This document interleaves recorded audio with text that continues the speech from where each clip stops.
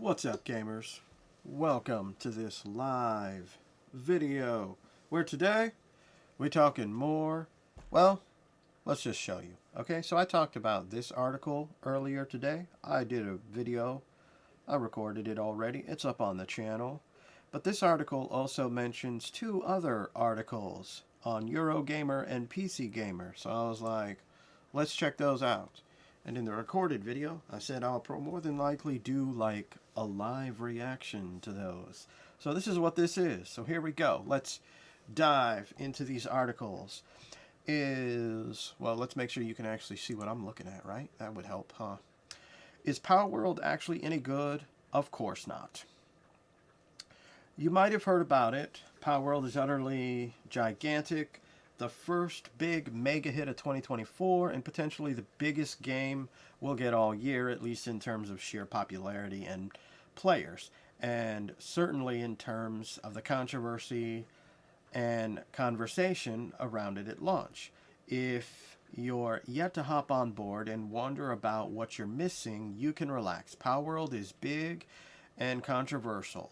It is also absolute rubbish. It's primitive and derivative, a game that appears at first glance almost to be completely fake, the type of thing quickly mocked up for a 3-second appearance on a teen's PC monitor in the background of a mid-budget TV drama, a game to be played one-handed with a Nintendo 64 controller by Tony Soprano, although honestly, I think even he'd deserve better. It's difficult to know where to begin with a game like this. How do you break this down into its constitute problems when they're eclipsed by its very nature as a cynical, precision, reverse-engineered mechanic designed to bottle your attention and refine it into concentrated cash? And it is cynical here, developer Takora, yep, probably butchered that, talking to Wired Japan in 2022 and responding with some admirable candor to a question about Nintendo. The culture here prioritizing creating original high-quality work and why he didn't get on with the, as translated by Eurogamer, I have a deep-rooted desire for my work to be enjoyed by as many people as possible, and to that end, if there are good ideas in the world, I pick them up, and I don't think I need to particularly about originality. I want to make it less serious, or rather more easygoing. I think it's good to create something in that way, like jumping on what's trendy. Laugh out loud. Well, this is nothing new. People have done this for like ever. You look at any industry, whether we're talking comic books, movies, the film industry, the video game industry. If it becomes popular, people will jump on it because that's how all of these industries work. You'll even get some publishers, like in the book industry, back in Yondo Window Break Day, there's this author named Robert Jordan who passed away quite some time ago, who had a book series called The Wheel of Time. Well, other publishers wanted to cash in on that popularity, so they thought they could get another author to actually create a book that was derivative of The Wheel of Time. The only inherent difference here, and the failure, objectively, of this series, is it was bad. So, the idea that something becoming popular and people wanting to jump on that bandwagon and changing it has always been a thing in every form of entertainment, even in books. And just like in the video game industry, just like in the movie industry, the comic book industry, it can also fail. This is the failure of a publisher wanting to tap into the money of another publisher from another author for The Wheel of Time. So this isn't anything new. All right. Fair enough. My best attempt, then, I think, would be to have a go at reverse engineering the problem with Palworld myself.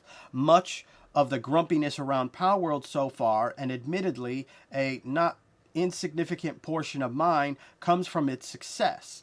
Which, what does that have to do with, like, the game itself?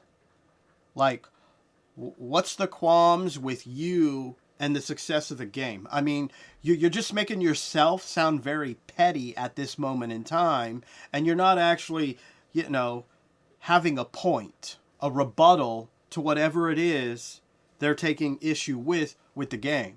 But let's see if they say that further and later on in the actual article. All right, I did kind of forget where I was, so we're just going to, you know, jump right here at this sentence. If all of this feels a bit brutal for a discussion of an indie game that came out of nowhere, it's worth bearing that success in mind. Palworld is wildly popular, not just in terms of sales, but actual player satisfaction. Its Steam review numbers, around 57,000 reviews, at very positive, are huge outliers for a game this early in its life, especially in early access. One from an independent developer in Japan, seemingly minimal pre-launch marketing buzz, and no major publisher behind it.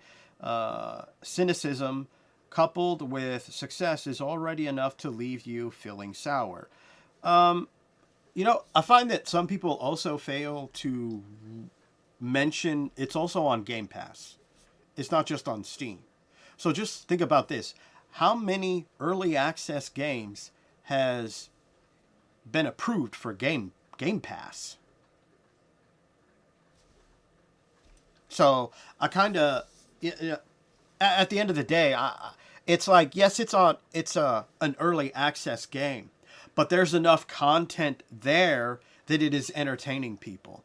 There's little issues that they're having with the game. In fact, the most people that are having issues now is because they're updating the game. And they're screwing the game up with their updates. Okay.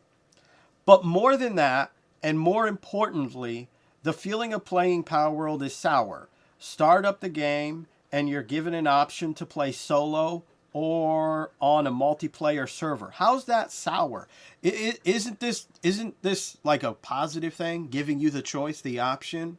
Because I don't play multiplayer games all that much. Usually if I do play them, such as like MMOs, I usually am just playing the game solo. I'll even look up guides for how to do raids or this boss or that boss solo. Because they are possible. You're just probably going to have to do a lot of grinding.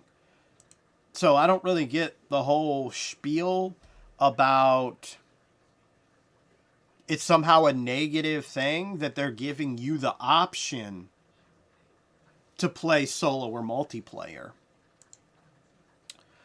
A typical character creator, and then you're plunked into a place at the bottom of the food chain and skill tree in an extraordinarily generic world.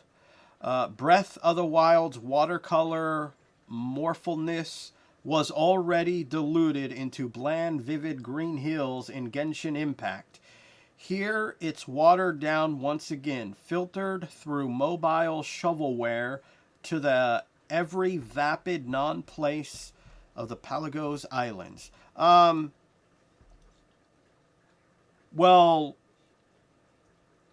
I mean, I don't know what the hell this guy's talking about. I own both Breath of the Wild and Tears of the Kingdom. That's what we call cel-shaded graphics, for anyone who doesn't know the term, because apparently this person who wrote this article doesn't. And Palworld does not use cel-shaded graphics. Those are two different styles. In fact, the sequel to this game, which is called Dark Cloud, or Dark Chronicles, if you're not in America, was a cel-shaded game. Borderlands is a cel-shaded game. These are different art styles. So right off the bat, they're they just made themselves completely uneducated because the graphic style is not even the same as Breath of the Wild. I mean, granted, yes, I've played Palworld. I own it. I spent $30 on it. And when you walk out and it shows the scenery, and then there's a guy down there camping, I was all, this kind of feels like Breath of the Wild. But that was it. End of it. And, you know, Genshin Impact, I did play that, and I did enjoy it for a time, but I haven't went back to it. Mostly because it just doesn't really... Yeah, it doesn't jive with me the same way Breath of the Wild did. But I'm not saying that it's a bad game. It just, you know, wasn't my cup of tea. But it's something that's popular. And, you know, like we're talking about before, using ideas, this is something that's been done throughout the history of gaming. There's a reason why there's so many different RPGs that feel the same, even by different developers. There's different FPS and TPS games that are by different developers and publishers, but they feel the same as others within that same genre. And that's because somebody sees something popular and they want to try to capture, from a business standpoint, the money, and they're either going to fail or they're going to complete. And that's usually, like, the more modern thing that we're seeing is, like, looter shooters or, what are those kind of games? Like, games like Fortnite, all right? We've seen a lot of copycats of those, and a ton of those are epically failing. And rightfully, I believe they deserve to, because people, the publishers and developers, are trying to oversaturate the market. Which, there's a difference between, in the online world, oversaturating the market, as opposed to a single-player game, because how many RPG games are there? How many FPS games are there? How many puzzle games are there? How many sports games are there? We could say that they're all oversaturated, but there's a difference. There is something that is slightly different between them. It could be the graphic styles, it could be the story, even though the story for just about every RPG is generic, and this is coming from someone whose favorite genre in gaming is RPGs. Okay, so, Breath of the Wild, multicolor, Genshin Impact. Oh yeah, I finished that whole paragraph. All right. Because you could just look at this. This is not cel-shaded graphics.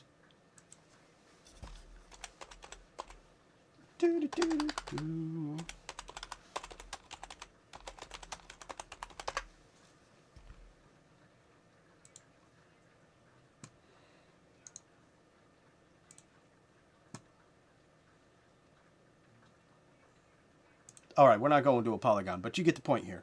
Cel-shaded graphics. It's a completely different art style. What an amateur writer. Anyway, let's move on. From there, in every direction is something you've seen before. Yeah, that's pretty much true for every game I've ever played. I like RPGs. If you played Breath of the Wild and Tears of the Kingdom, guess what? The very first statement of this is pretty accurate. For just those two games. And one is the sequel to the other. You could even say that for most of the Final Fantasy games. And the unique thing about Final Fantasy games is they're supposed to be... hello, Jackal Gold Kick. Is they're supposed to be different. You got different characters with a different story, with some returning staple characters, such as Sid or the Moogles, summoning creatures, etc. Alrighty, so let's see. I really need to remember where I leave off after I'm reading. From there in every direction... Oh yeah, I only made it to the first part of the sentence. That's right. Removed and placed here without its context. Wait a minute. From there in every direction is something you've seen before, removed and placed here without its context.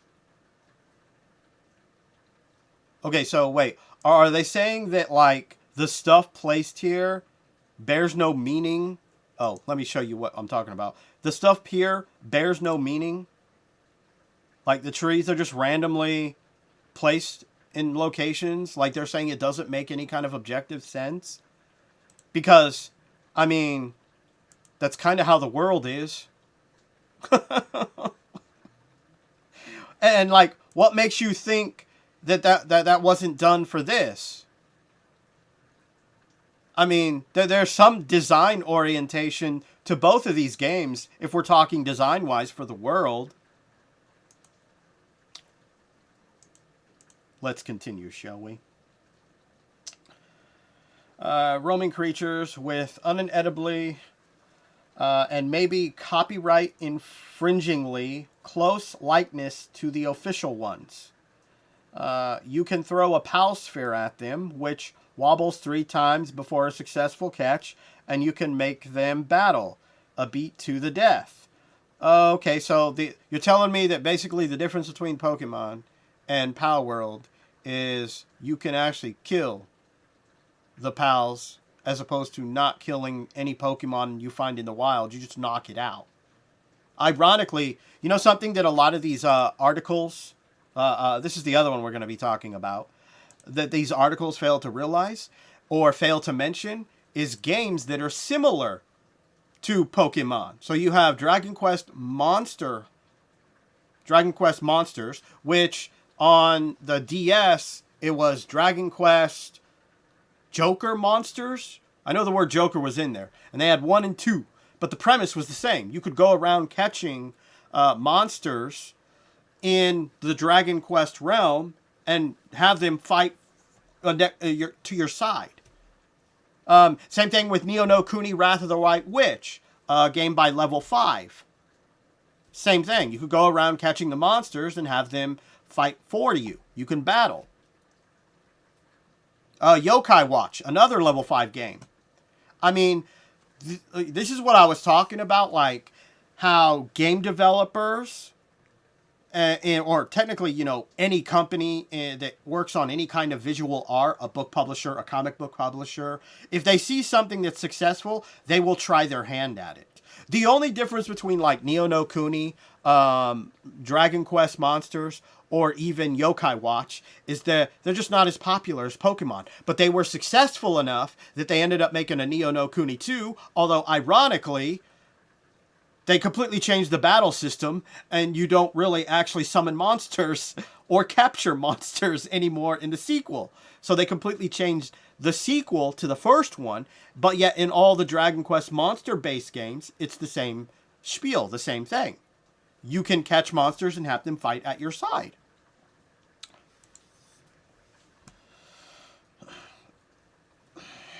Okay. But it goes far beyond Pokemon. In fact, the Pokemon with guns joke, as well as already wearing a little thin, is also a bit of a mizamir. I probably mispronounced that word incorrectly, but we're just going to move on. You'll need to pick up twigs and rocks to make crafting bench, and more to make an axe and a pickaxe, and then go hack and whack your way to more to make a house for shelter from the cold of night or the violence of other human players. Hello Minecraft, Ark, Rust, Valheim, Enshroud, etc. The font and musical jingles of a new location are straight up Breath of the Wild again. Yeah, I heard that resemblance too. It honestly really didn't bother me in any facet that thereof.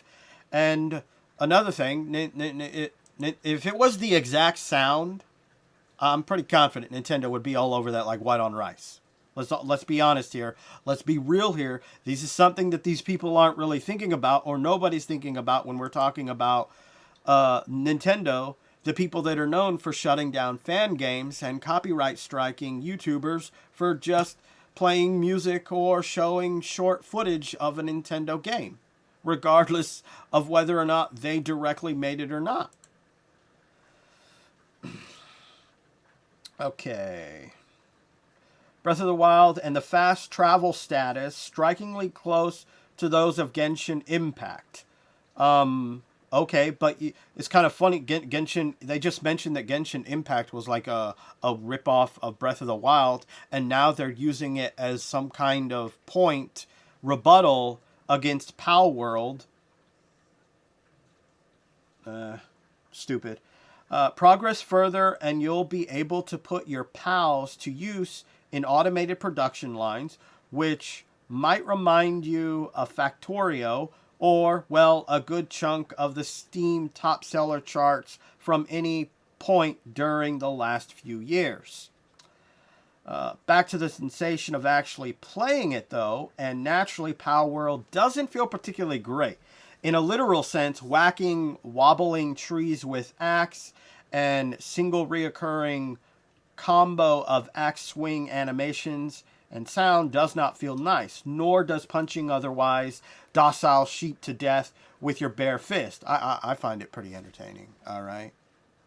I found that pretty entertaining. Oh man, I'm gonna burn in hell. Oh, because I find a fictional creature in a fictional game in a fictional world amusing to punch. Like, grow up, PC gamer, writer, whoever wrote this article. What's your name? Chris? Grow up. Okay. I lost my place. Well, we'll just start from there. Back to the sensation of actually playing it through, and naturally Palworld doesn't feel particularly great. In a literal sense, whacking wobbly trees. Yes, okay, I remember reading that now, yeah. Nor does punching otherwise docile sheep. Yes, I remember reading that. Watching your stamina run dry during slow, rudimentary climbing animations over rocks with visible seams, or running out of breath as you lug more stones up a hill. Beyond the rapidly degrading impact of its tonal punchline, there's not much by way of thrills. You know, like, is this supposed to be a review, or are they just complaining? Are they just complaining about the game? Because it's not like they're criticizing the gameplay, which is basically, this is a survival game with Pokemon type gameplay mixed into it. So it's like if they're naming all of these things that other games such as Enshroud, Valheim have in them, makes me wonder how they reviewed those games. Sup, Tevya? Probably pronounced that wrong. Oh.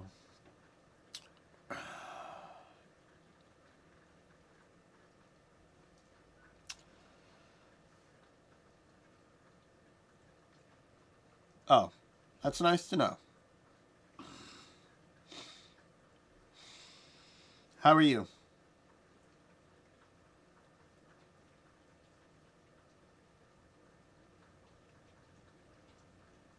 Alrighty, let's see.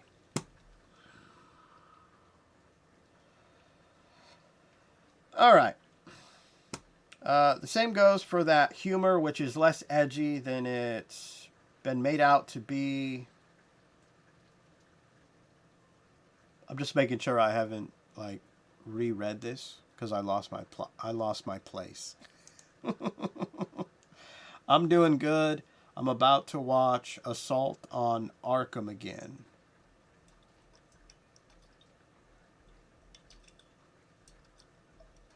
Is that like a TV show?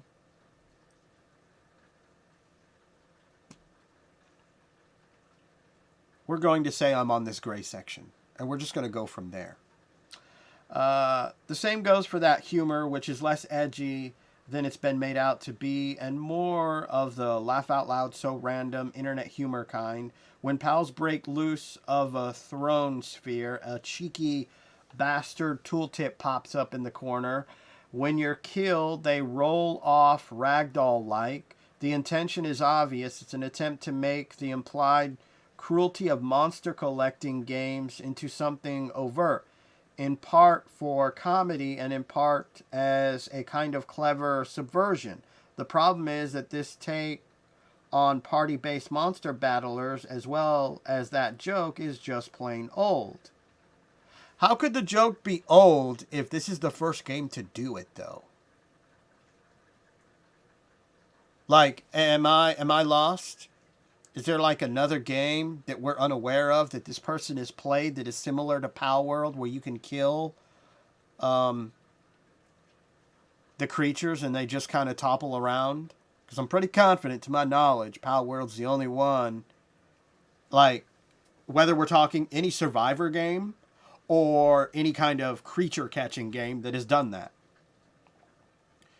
Which is actually an animated movie which was connected to the Arkhamverse. I am going through it too, so. Oh, okay. Gotcha.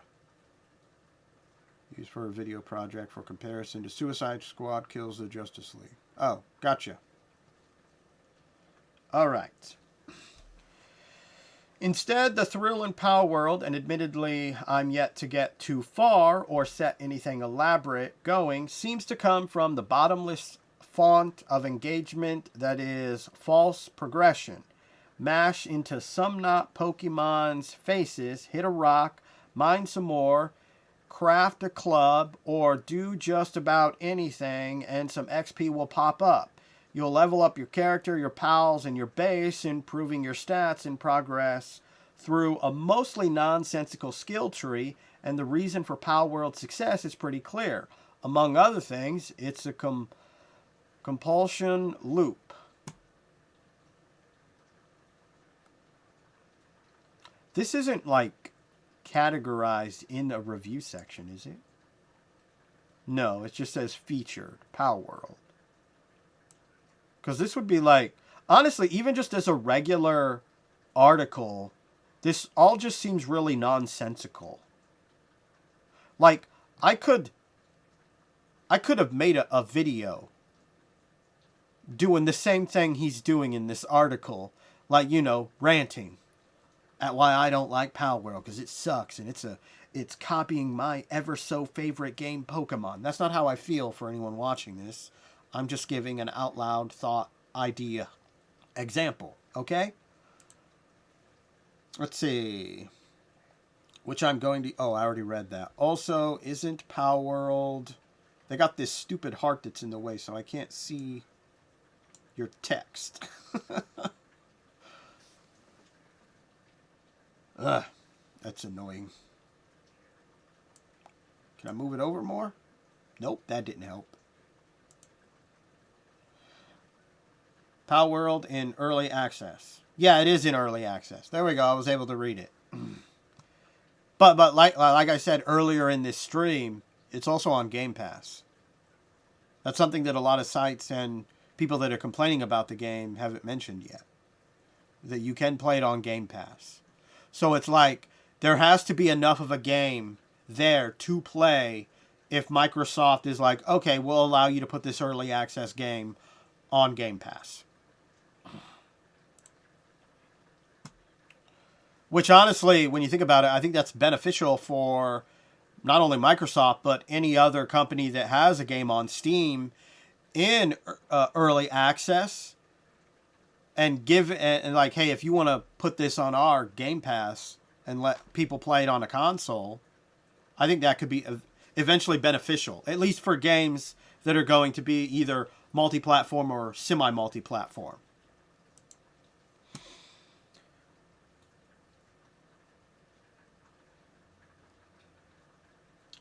Plenty of... Wait. I'm just making sure I'm not reading the... Oh, yeah, okay, we're on the green. We're on the green text. Here we go. Plenty of games are, of course, just look at the biggest success of the past decade or so across any section of the industry you fancy. It's just Palworld doesn't bother to hide it. It's also assembled in a nearly intuitive package. If you're a basic awareness of video game logic from the 5 biggest games of the past 20 years, Pokemon, Minecraft, Fortnite, anything survival and online or anything itself derived from those, you'll get it. But yet, how come he's not, I don't know if he's written any other articles, but, you know, how come he's not complaining about other survival games that are similar or the same to other survival games? Why isn't he complaining about other FPSs that are similar or the same to other FPSs, other games that are similar or the same to Fortnite, and how they're copying Fortnite? I mean, at the end of the day, this is all just ridiculousness. I'm still trying to reverse engineer this one. So let's pull back a tiny bit further. The real problem with Palworld is less the derivative approach itself than it is its total shamelessness. It might be oddly refreshing to be so open about your cynicism, but it also has an impact on the player. Play Palworld and you won't feel like you're playing something made with thought or craft or an earnest team's best intentions. You won't feel admiration or wonder. You won't feel any real sense of achievement. You won't feel like any artist has been involved or that anything meaningful might come to mind. You will instead feel like you're playing a product designed to be sold rather than to be played. You will feel like a mark, and you'll be right. I just want to remind everyone that Like a Dragon Infinite Wealth has pay-to-make-it-easy microtransactions in it. If there's any statement for a product that is designed to be sold rather than to be played, that is objectively any video game, single player or online, which would be dumb to have pay to win or pay to make it easy microtransactions for those games, definitely fit that statement right there. So the one thing that I gather from this entire article is it doesn't really actually criticize the game mechanics. It's, you know, it talks about how apparently they copied how it looks like Breath of the Wild. Tell me again how this looks even remotely like this. These are 3D graphics. Well, these are 3D cel-shaded graphics, a completely different style. Can you tell me you're an amateur without telling me you're an amateur by having bad points in your article and making objectively no point other than sounding like a Pokemon fan who's bitching? Anyway, now we're jumping on over to this lovely piece of an article from PC Gamer, who they also have something to say about Palworld. Palworld could be a delight if it wasn't so invested in being awful. Shockingly, animal cruelty doesn't make for a fulfilling experience. Why is everyone bringing up this animal cruelty thing? I mean, are all of these Pokemon fans so dense in their head that they cannot realize the hypocrisy of the statement that they are making when they're mentioning Palworld, when literally you can enslave Pokemon, you can enslave monsters in Dragon Quest Monsters, a Neo no Kuni Wrath of the White Witch, Yokai Watch, catch them and force them to do battle for your entertainment. Granted, that is also the entertainment of the fictional characters in the fictional world that these fictional creatures reside in.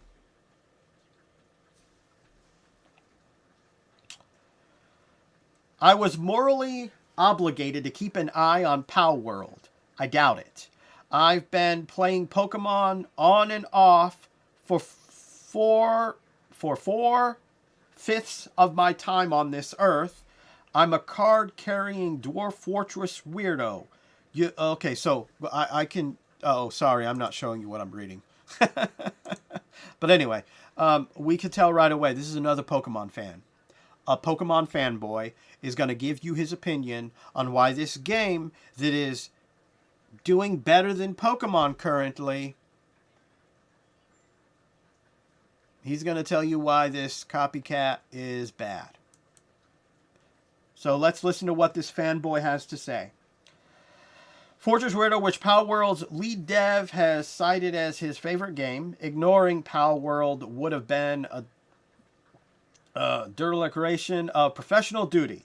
Now that I've spent a dozen hours with it, emerging this week into early access, I can comfortably say that duty might have been fine to leave derelict.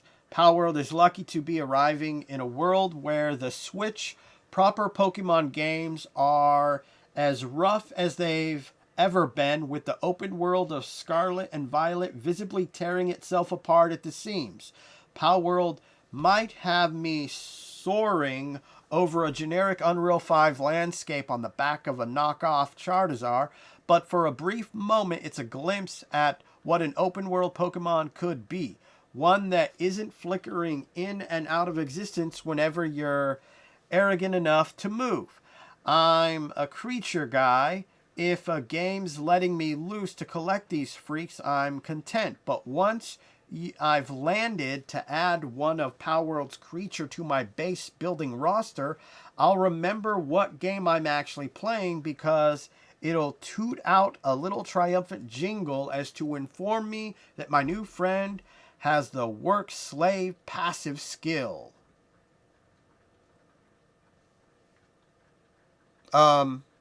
Hypocrisy. Because, again, Pokemon... I mean, has this guy never heard of PETA?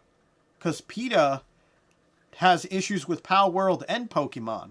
I wonder what this gentleman's arguments would be against PETA for having the same opinion he has for Palworld that PETA has for Pokemon.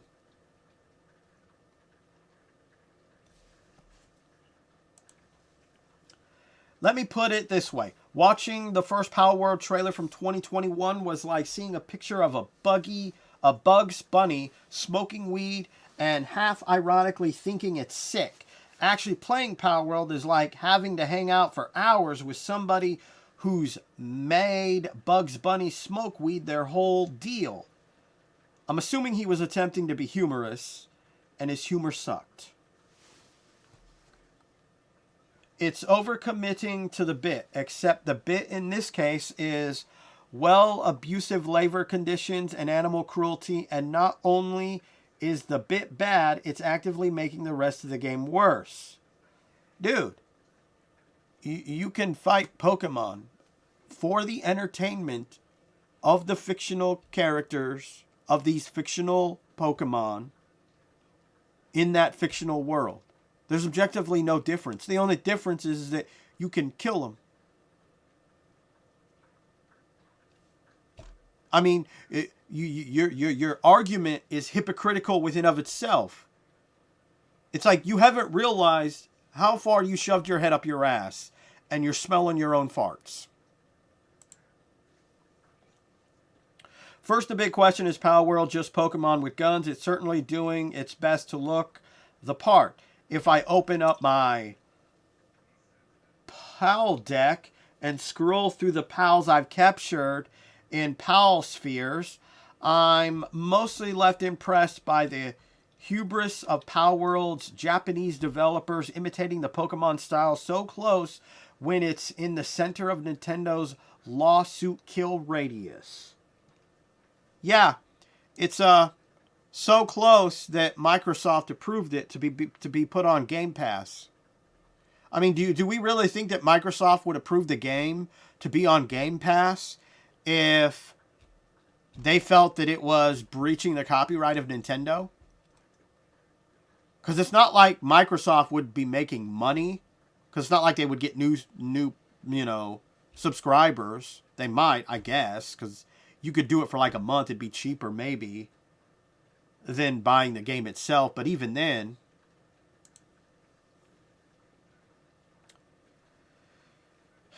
in a lot of cases, Palworld isn't making Pokemon's creature design aesthetic as much as it is building from the reassembled pieces of an existing Pokemon, adding a color swap, a couple tweaked details to hide the Frankenstein stitching. It's a surreal gallery of familiar eyes, limbs, and silhouettes. Vixie is an Eevee with someone else's head.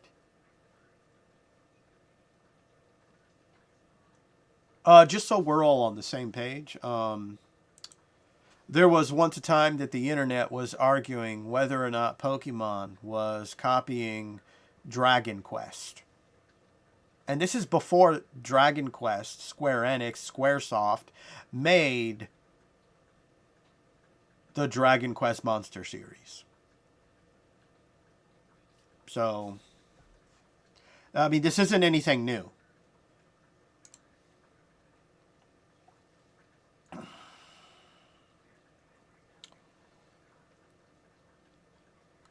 So, looks like they're just doing a bunch of comparisons to different creatures there. Gameplay-wise, though, Pokemon Gun version doesn't actually have that many Pokemon with guns. For the most part, it's a pretty standard base-building survival game, except, of course, that I've got a team of pals to assist me. Palworld plays best back at base, where mapping my pals' types and abilities to production tasks adds an interesting dimension to the otherwise rot advancement through materials and tiers out in the wild. Pals join in combat against wildlife and hostile poachers. Generally, I can have one pal deployed to fight alongside me at once, attacking with their equipped abilities, combos, survivability, but maybe a little clumsy. My pals getting tripped up on geometry and bullet spongy damage scaling. Well, the game is in early access, so there's going to be some issues. And it turns out I'm typically the only one handling the gunfighting. Each pal species has an active ability I can tell them to use, some of which can only be accessed after I've researched and built an upgrade at my base. That AK welder you might have seen isn't constantly bearing arms. It's using an ability on cooldown. From what I've seen, the section of pals with gun abilities is smaller than I expected. Well, yeah. And, you know, for the it's been gamers that have been calling it Pokemon with guns. Like, the developer themselves, even the publisher, didn't refer to it as Pokemon with guns.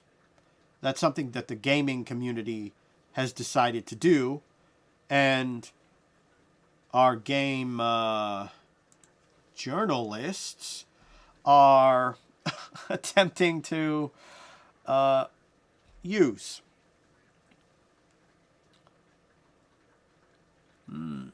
I can't say I'm particularly disappointed by the lack of more gun-toting pals, but Palworld seems self-conscious about it.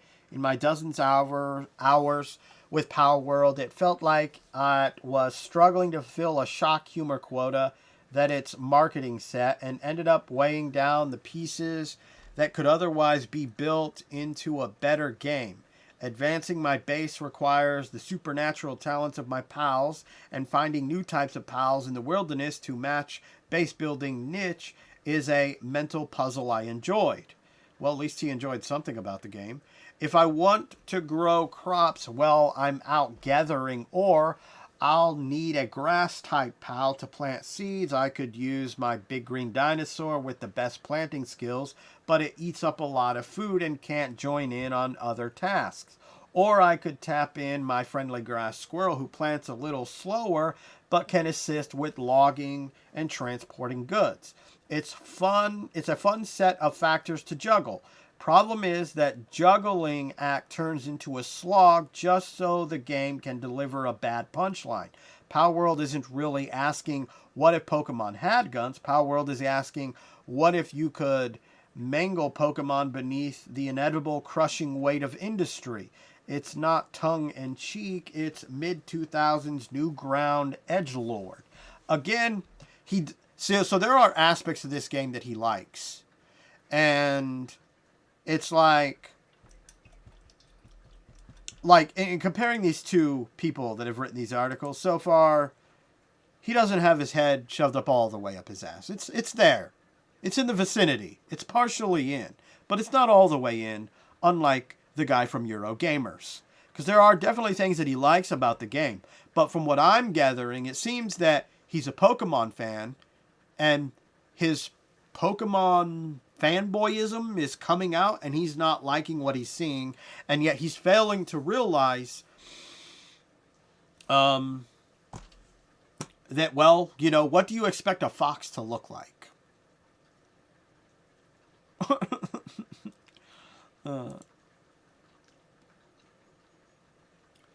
How much is left? Because I'm getting... this is a lot of reading. Oh. Alright, across the board, Palworld is slanted towards getting me to abuse my pals. All my production tasks back as base take a while, whether I and my pals are making arrows, smelting ore, or turning my wheat and milk into pancakes, a single one of which takes almost as long as cooking a pancake in real life. As pals work, their sanity decreases, already a bad sign. Keeping them fed and happy when they're working is a dedicated balance and lengthy production time. Well, how is that already a bad sign? Because they're basically, it's basically the game telling you, hey, if you don't feed these things, if you don't give them a place to sleep, you're a dick. Lengthy production time. And because I can only have so many pals working at once, the pace of progression is pretty glacial. Enter the monitoring stand, a building where I can increase my pals' work rate from normal to cruel or even brutal. Forcing them to work faster increases their sanity depletion until it's unedible, increasing their chance of injuries. They'll get depressed, they'll get eucalyr, they'll get fractures.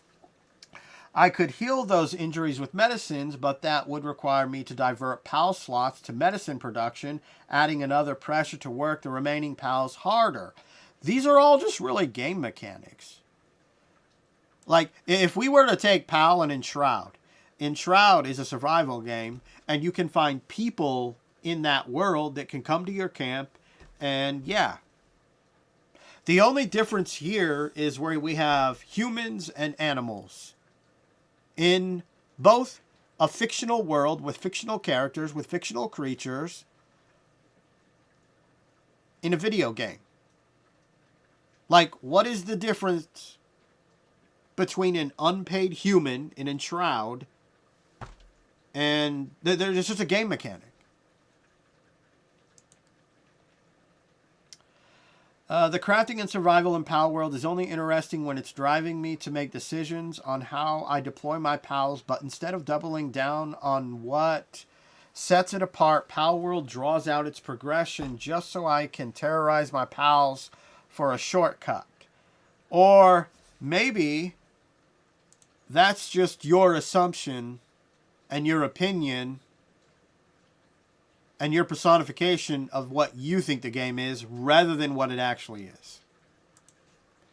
Maybe that's funny for somebody. I don't know, man. I aged out of shock humor a decade or two ago, and I'm not convinced it's enough to sustain a game once the influencer's attention shifts elsewhere.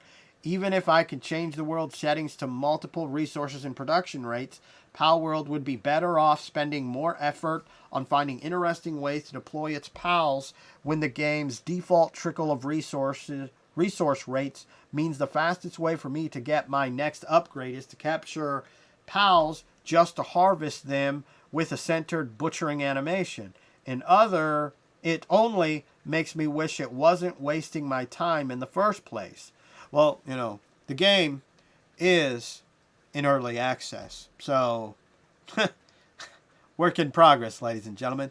That's what it is. That's what you get when you buy it, unless they played it on Game Pass so they could save some money, which they probably did. Or if they got a review copy, who knows? At the end of the day, the one thing that I take, this Chris got his head shoved up his ass. This seems more like a Pokemon fan who's pissed off that there is a game that is doing better currently than Pokemon has done in like the last, 5 or 6 games they've released. This individual seems like they just don't like survival game mechanics. And if they do, then they're just heavily criticizing those mechanics, which is okay. But I also feel that like they're a Pokemon fan who apparently is all right subjugating them to being slaves to fight in battles and get gym badges. But no, you cross the line when you're going to make them do some work. I'm going to tell you what both these gentlemen need to do. They need to grow up and realize that this is fiction, not reality. Anyway, I'm going to end the stream here. I hope you enjoyed this video in some fashion or form. And remember, gamers, if you're not voicing your thoughts and concerns about the bullshit in gaming, well, you might actually end up being kind of like one of these two idiots. I'll see you in the next